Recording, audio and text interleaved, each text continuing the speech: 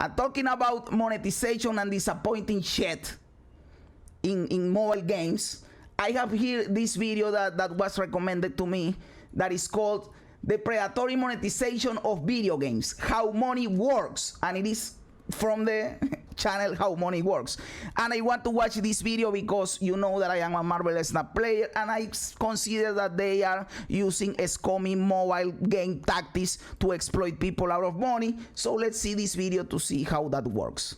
In the late 1990s, the internet was gaining popularity at a rapid rate, and tech enthusiasts were starting to download video game content straight off this new communications platform. In the early days, these pieces of downloadable content, or DLC, were primarily things like fan-made extensions to popular video games and Doom mods.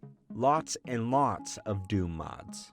It was mostly harmless fun amongst a small group of technically proficient gamers and developers. This would change with the introduction of online gaming platforms like MMOs and Microsoft's Xbox Live, which allowed players to make purchases directly over the internet. For the first few years, this was mostly game companies selling subscriptions. Look at that. Header's Vagina is the name of this dude, of the server. Header's Vagina, brother. What the fuck? Subscriptions to play in their virtual worlds, or selling small expansion packs online, which wouldn't justify a new game release in their own right. The pushback was minimal, and most players were actually excited to be able to pay $4 or $5 to get an extra few hours worth of gameplay without having to go to GameStop to buy an entirely new game. This was until 2006, when Bethesda, the developer of the Elder Scrolls series, released DLC which added nothing to the game other than armor for your in-game horse. Brother, a lot of people say that this horse was the beginning of the end, brother. This horse changed the history of gaming because of this. They released a patch only giving you armor for the horse that you had to buy. So this is the grandfather of microtransactions, brother. Holy moly. This $2.50 optional download in a single-player game was the first time that players... Yo, that is cool, Dustin. That is fucking cool. What do people there think about this horse, dude? actively pushed back at the idea of paying money for pixels that otherwise added nothing to the game.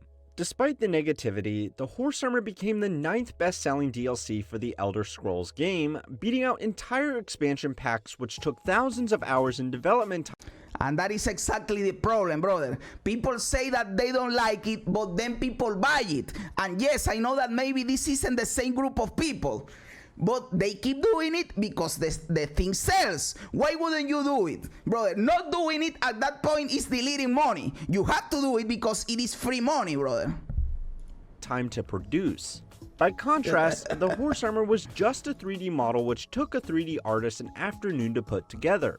Other gaming studios saw this success, and 18 years later, most of the money made by the $180 billion gaming industry comes from sales made after the customer has already purchased the game. This might seem harmless to most of you watching. You might even— No, it doesn't seem harmless. To me, it is exploitative and manipulative, and it is bullshit. Think it's a good way to subsidize the cost of development, making video games cheaper for people who are not interested in these in-game purchases. But these seemingly harmless pixels are being knowingly exploited to prey on some of the most vulnerable people in our society. To find out why, it's time to learn how money works, which was made possible today by Morning Brew. Morning Brew is a daily email newsletter which keeps you up to date with what's going on in the world of business, tech, finance, crypto, and culture, all in a simple, easy-to-digest format. Each daily newsletter features short segments which will take you no more than a minute to read, but will still get you up to speed with what's going on in the world, all while providing handy short links if you do want to read further. Morning Brew mixes in some heavy-hitting stories about major world events with other more niche stories like this one about an NFT collector who lost over $2 million in Bored Apes after falling for a run-of-the-mill phishing scam. This story was actually very useful to me as I was writing this video. That is what you get for buying an NFT. Morning Brew is the best way to start a productive day, and the best part of it is it's completely free. So there's absolutely no risk in finding out how much better informed you can be when you pair your morning coffee with a scroll of Morning Brew. Check out the link below to easily sign up. Video game developers are companies with a profit motive, and in many instances, shareholders who they need to... What company isn't, brother? That is the purpose of a company existence. Making money. Every company in every niche. What do they want to do? Make money. Keep happy. Selling a game... Ya estoy aquí, luego cuando juegue me dice, I think you're gonna hate the feature location. Oh, I already know what the feature location does. And yes, you guessed it right, brother. I hate it. The feature location is fucking bullshit. Once is great, but it means there is a set amount of money that can be made from a set amount of games. Exceptions do exist. Somehow I have managed to buy Skyrim for the PS3, PS4, and PC, but I don't like to talk about it. The problem here is that some people are only willing to spend $20 a month on video games where other people are happy to spend thousands. You could try to charge thousands of dollars for your game, but unfortunately, not many people would be willing to pay that price.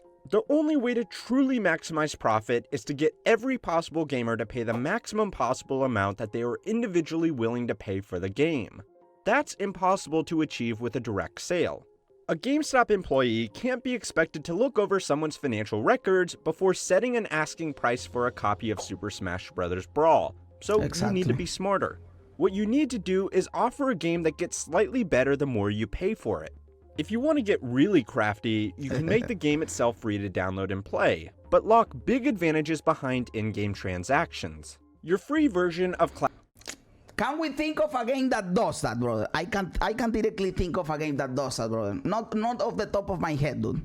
Clash of Clans is probably a perfectly fine game, but you will be destroyed by another dude that drops $2,000 a month upgrading his base. It might be annoying for you, but it's great for the game company. Most people only play their game because... By the way, why would you derive fun by doing that, brother? To me, that isn't fun. Not being the dude that doesn't pay and not being the dude that pays. Like, oh yes, I am destroying you because I spent $2,000 on this game. Pay to win is the stupidest shit I have ever heard in my life, brother. There is no competitive gameplay in there. It is, I spend more money, I win. That isn't fun at all.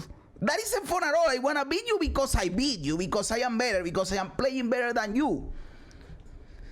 And losing to a dude because he spent money feels awful. You are getting screwed in real life because of not having money, and then you go into the game to distract yourself, and you are getting screwed in the game for not having money.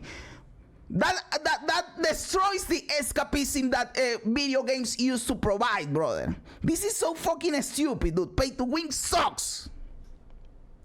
Because it's free. Some might throw in a few bucks to pay for a premium subscription. And then there are a few hundred so-called whales that drop $1,000 a month to make sure they are the most powerful players possible. This game extracted the maximum possible amount of money out of everybody that plays it. The game developers aren't even worried about all the players who aren't even paying them a cent. They might cost them a small marginal amount for server hosting, but they are offering back something far more valuable. They are the entertainment for the whales who are paying thousands of dollars a month. And this is some problem that I have said to Marvel Snap, you know. You need to keep free-to-play players happy, because you need free-to-play players so the whales can play against them. That is why they are so focused on improving bots to the point that you can't differentiate a bot from a real person. I don't know if you know this, but they are trying to refine bots to the point that you don't differentiate a bot from a real person. Exactly because of this. Because if at one point they don't have enough people to feed to the whales, they need bots. They need bots for the whales to play against them, brother. This is true. So in free-to-play games, they try as much as they can to keep whales happy, but also to keep free-to-play players happy so they can match against each other, brother. Yo, Noxie, my brother, how you doing, dude? Someone isn't going to keep paying more money to upgrade their weapons if they can't use them to absolutely dominate some poor kid who thought they would just try out a free mobile game. Business students call this price skimming, where businesses will alter their prices for the same product for different people in order to maximize profits. Exactly. Gamers call this pay to win.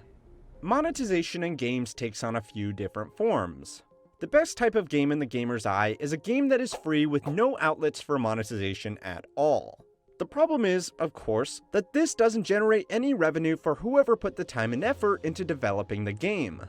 This is another topic too. Of course, we see it as the player, and we see, I want everything to be free. Of course, this isn't possible because the people that are making the game, they need to earn money, and they need resources to create the game too, and they need the motivation of earning money to do it. So I am all for the developer making money. I am all for it.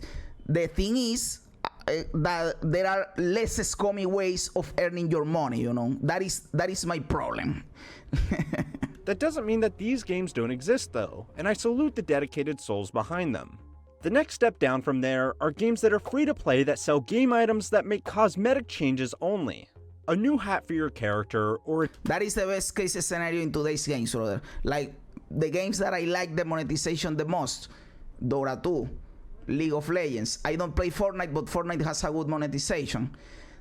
They are free and they just sell cosmetics, and the competition remains the same. Everybody has the same chance. That is awesome for me. That is the best case scenario. The problem is that to make that work, you need to have a big player base. You need to have a big player base, and these games have a big player base. a dapper new outfit.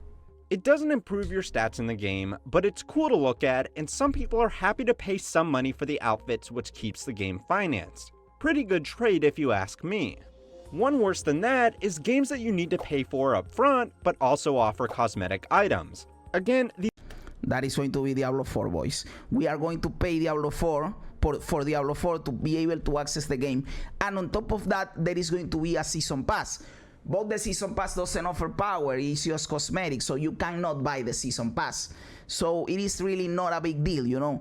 But they are earning money in the on two ways. Like you buy the game and then there is the season pass. These items don't give you any special advantage over other players in the game, but if you've already paid $60 for a video game, you might not like having more shit marketed to you in the game itself.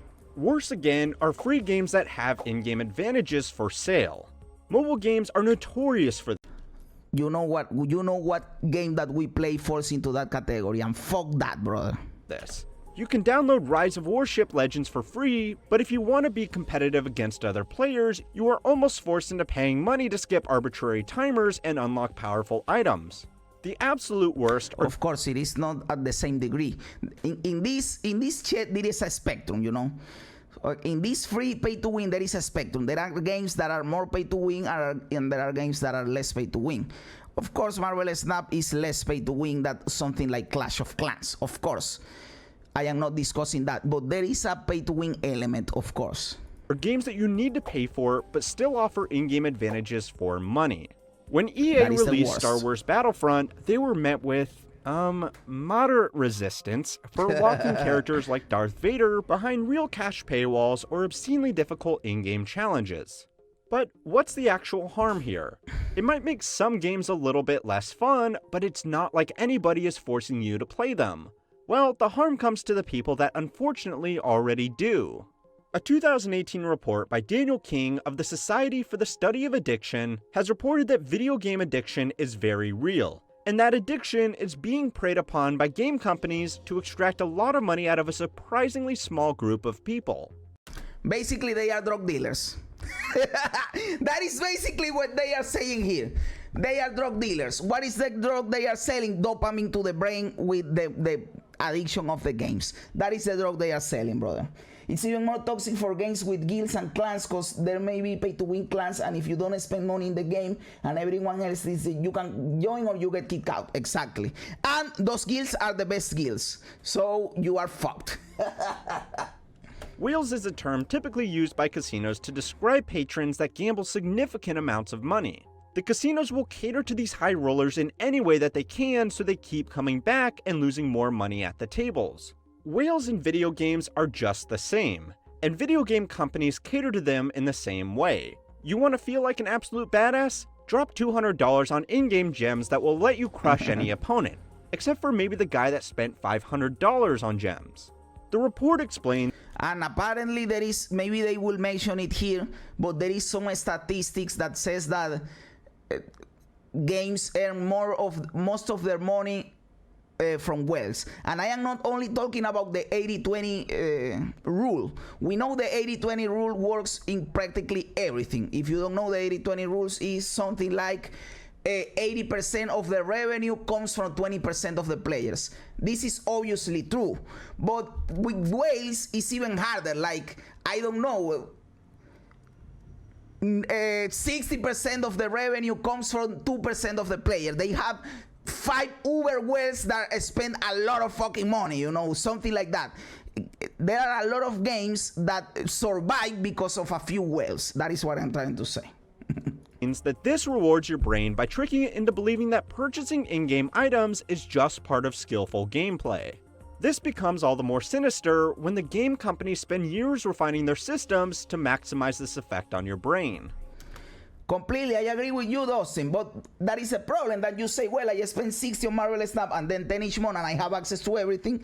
Well, you are only spending like what, $120 a year on top of the 60 you paid for the game. So you spend on the whole year $180. That is not enough. They want to extort you out of more money, because right now one Series 5 card, if you wanna get it weekly, it costs like $200, and there are people paying for it, so they are getting a lot more of money. That is why these systems exist, because they can extort people out of a lot of money. And there are other people that are fine with it because they say, oh, I can play the game for free. It isn't that bad. I play for free and I get one Series 5 card a month. It isn't that bad, brother. What are you complaining about? It is not that bad. You can play for free and get one Series 5 card a month. Be grateful that you can do this while they are fucking other people in the ass. It sucks, brother. It is a scummy, dude. I don't like it. I feel, I don't know, morally disgusted by this shit, by this way of working, dude. Perhaps nowhere is this clearer to see than in the loot box. For those of you who don't know, a loot box is a collective term given to in-game purchases that Of course I know what a fucking loot box is. The whole collection track in Marvel Snap is a series of loot boxes. And I have videos opening these loot boxes, and they give you nothing. Thank God that I don't spend money on the game. I can't imagine being a dude that spends money on this game, like buying the pro bundle for $100, and then you open your loot boxes and you get nothing. So you spend a lot of money to get nothing. That must feel awful. Spending $100 to get fucked in the ass. That would be better to just go to a dude that literally fucks you in the ass. You would have more fun in there, brother. Offer out random items. This means that a player could spend money on an in-game purchase and not get the item that they really wanted. They may not get any item of value at all. Loot boxes add this element of chance into this toxic cocktail of predatory monetization, which can lock even the most pragmatic players into a loop of trying just one more spin to try and get that super rare character. Exactly. The Series 5 card, bro. You have to get your Series 5 card. 0.25%, my dude. These companies will use to their advantage is the player base themselves. Online games are meant to be social. For many serious gamers, they spend more time with their online friends than they do interacting with the people in the real world, especially during the pandemic. There are 3 types of people that gamers will meet in these games. Players that are better than them because they spend a lot of money, players that are worse than them but will offer an ego boost to the gamer who did spend a lot of money, and peers who have been conditioned by the game to not think too critically about dropping a few $100 for a slight in-game advantage. There are a lot of people like that in Marvel Snap, and they piss me off, brother. They piss me off because they are shields. They are defending a bullshit system, dude. Humans are both social and competitive beings.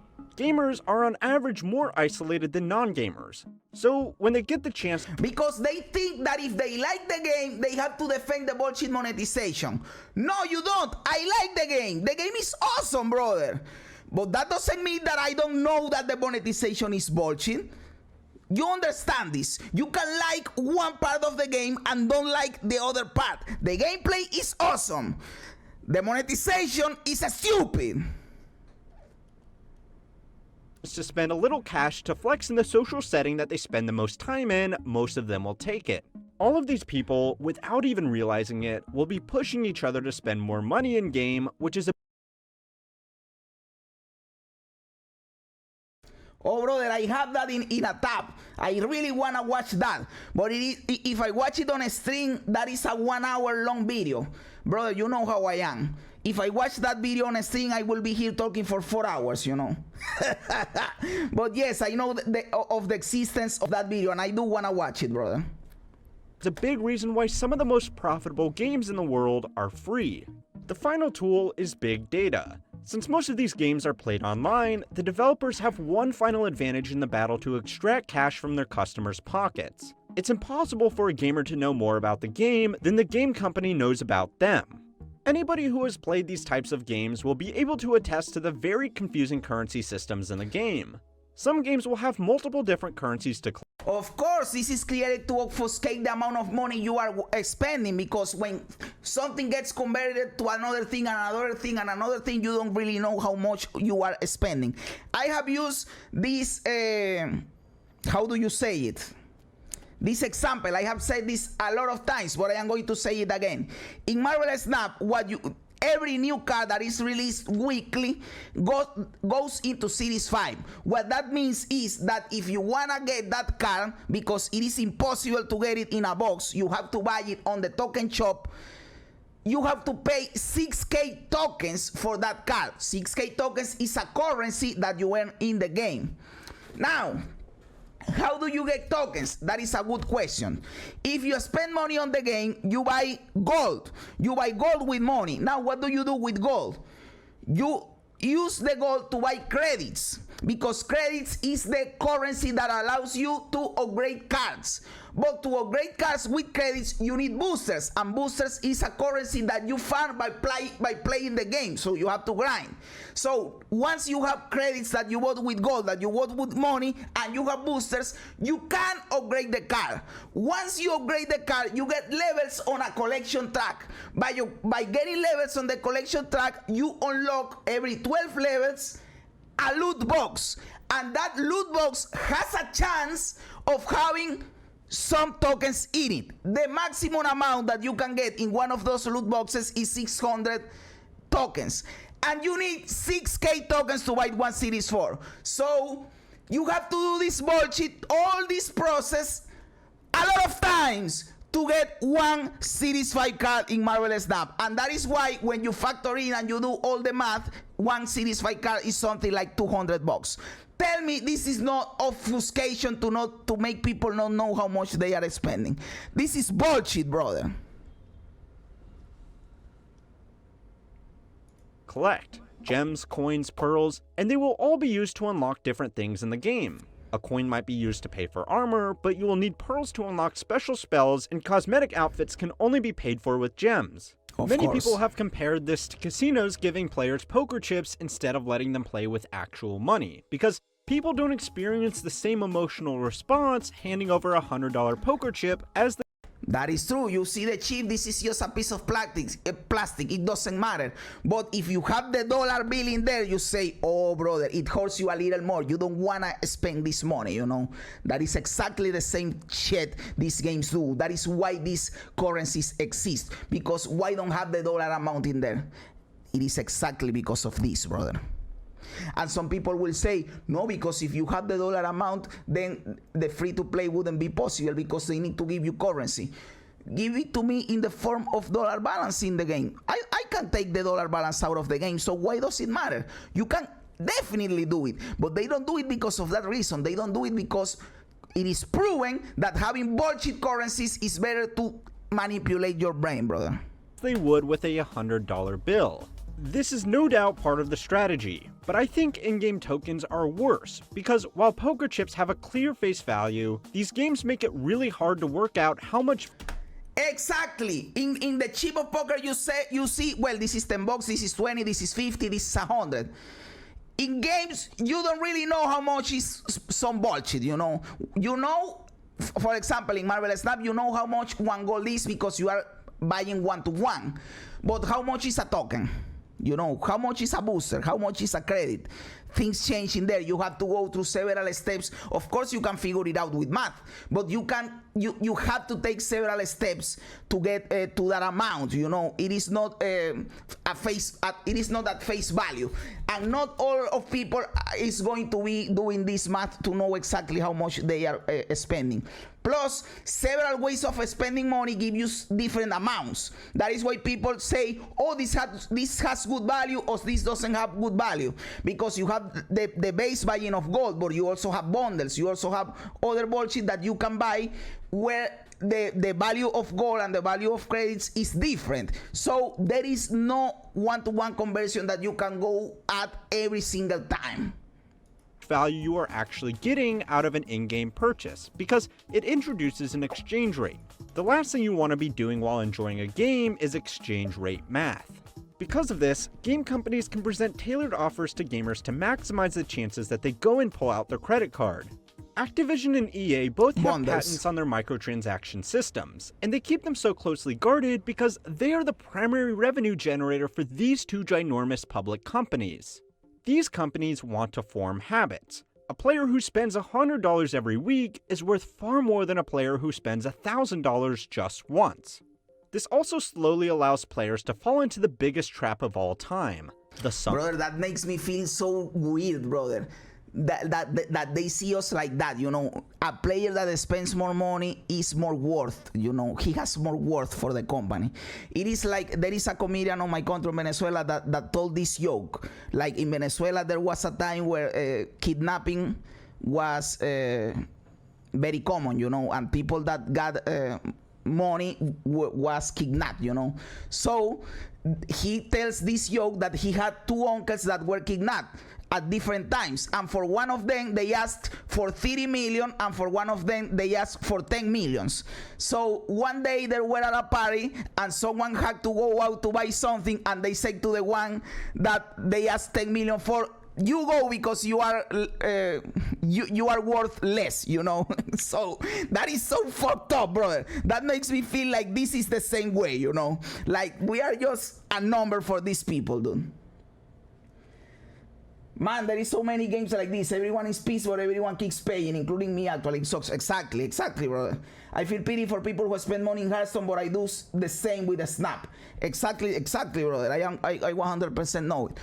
And the thing is that for a lot of people, it is not a big deal, you know. For a lot of people, or for the vast majority of people, it is not a big deal. You are having fun in the game. You can allow yourself to spend the money. You have the money. It doesn't impact your life. Everything is fine. But there is a small group of people that get addicted to the game. They get manipulated by the scummy tactics of the game, and they fuck up their life in some way. Not completely, like, oh, this completely ruined their life, but they can affect their life, you know. Maybe you skip the rent for 1 month, or you skip a payment of your car, or some bullshit like that, you know, and that can impact you, brother. And there is a group of people that get affected by that, and that is why my problem begins, you know, that the company doesn't care that this exists. In fact, they are happy if this exists. They want your money, and it doesn't matter if it fucks up your life, dude. Some people think the economy will improve later, or so they spend now to future-proof for future content, but they realize it stays the same. That is true too. Forrest, when we are in this screen, the clips don't play, but when we go to the other screen, I am going to play the clip. Don't worry, brother. Cost. A game company is likely to make a very modest offer with a big reward first. If the gamer decides to purchase that offer, all subsequent offers will become gradually more expensive with declining true in-game value. Remember, this is made intentionally hard to keep track of because of the different in-game currencies the developers use. By the time the gamer realizes what has happened, they might have spent thousands of dollars on a video game that they thought they would be playing for free. At that point, there is no point in putting the game down because they have already sunk so much time and effort into playing this game that it would be silly to stop now. A lot of these video game whales are not wealthy either. On the contrary, the report found that a lot of these purchases were paid for with debt that the gamer had no way of paying back. That is exactly what I was referring to, brother. That is exactly what I was referring to, dude. So what are you to do when you have mounting debt and a partner that is angry at you for spending your grocery money on a virtual battleship? You look for an escape, of course, and what better escape exists than an online universe filled with your enthusiastic friends who all think that you're a hero because you unlocked the Ultra Mega Sword, which you could upgrade right now to the Giga Ultra Mega Sword for just $29.99. Preying on habitual addictive behavior from... That is fucked up, brother. That is fucked up. And we have to remember, brother, and I know that when I say this statement, a lot of people don't agree, but I will keep saying it because it is the truth.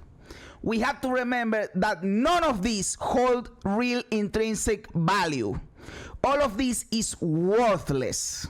We have to remember that these are digital assets in the servers of a fucking company that doesn't give a fuck about you. All of this is worthless. And you will say, but I am playing the game and I am having fun. That has value. Yes, kinda, it has value for you. You are having a good time, but objectively speaking, in the bigger scheme of things, it is worthless. And once the company shuts down and the servers goes down, this money goes directly to the garbage. It is worthless. In fact, even if they don't shut down the servers, but if everyone decides that the game sucks, or there is a new game that is better, and the whole population of the game migrates to another game, then since you are playing alone because no one is playing here, all the money you spend goes to the garbage. It is worthless, my dude. Socially isolated people who just want a platform to socialize on is extremely unethical. I love World of Warcraft, brother. I love World of Warcraft. What are you playing, retail or classic? I was playing retail. I am taking a break right now. Maybe I will come back for the new patch that is coming in next week, I believe, for the new raid. But yes, I love WoW, brother. Every bit as unethical as a casino without even offering the chance for these players to make any of their money. At least Fortnite is popular, so I don't see anytime soon that Fortnite is going down, so you can still play and have fun, right? There is a big healthy community for Fortnite. Money back. Now, if you want to learn about more ways that companies are intentionally hijacking internet culture for their own profit, go and watch my video on the companies intentionally fueling the meme bubble to profit off people investing into securities like GameStop, AMC, and cryptocurrencies. Since this video was obviously not sponsored by Raid Shadow Legends, I want to say another thank you to Morning Brew, my patron. By the way, I am going to tell you right now, I am really close to 1K subs. Please help me out and subscribe to the channel, brother. Give me a hand. I really want to get there. But the other thing is, let me tell you, I am a poor motherfucker from a third world country, from a shithole. If someday one of these scummy video games company wants to sponsor me, I will probably take it. I will probably take it, brother. But at the same time, I will say, hey, this is bullshit, guys. This is bullshit. But I need to take this money, my dude. Brother, we have to play the game. We have to play the game, because if not, the game plays you. But yes, this was a good video how money works, brother. This was a great video. I like talking about this because this is a topic that pisses me off, you know. And it is fun talking about it. I enjoy it. It is cool. So yes, thanks for this video, bro.